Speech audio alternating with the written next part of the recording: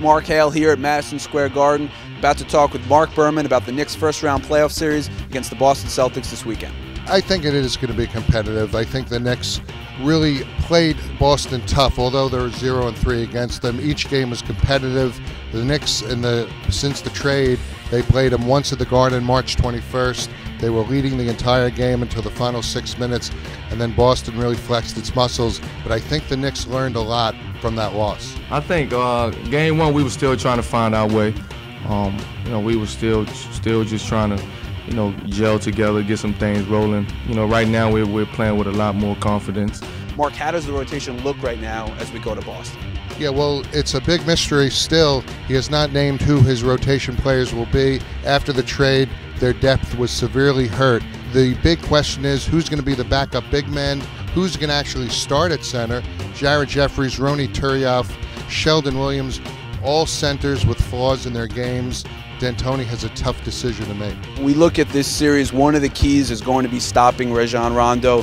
He averaged almost 17 assists against the Knicks in the 3 games. That's a great point. They have 4 guys who could do that job. Tony Douglas is the better defender. Billups is 34 years old, but he does step up his play in the playoffs. And Anthony Carter has been a big surprise on the defensive end. He really gets into people.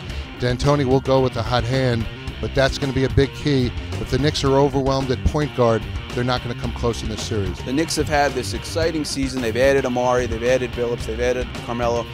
Are the Knicks playing with some house money in this series, or does it feel like there's some pressure to make a run or maybe even win the series? Well, after that 7-game winning streak, I think the fans around New York City very excited. I think the Knicks have to really give Boston a run for their money.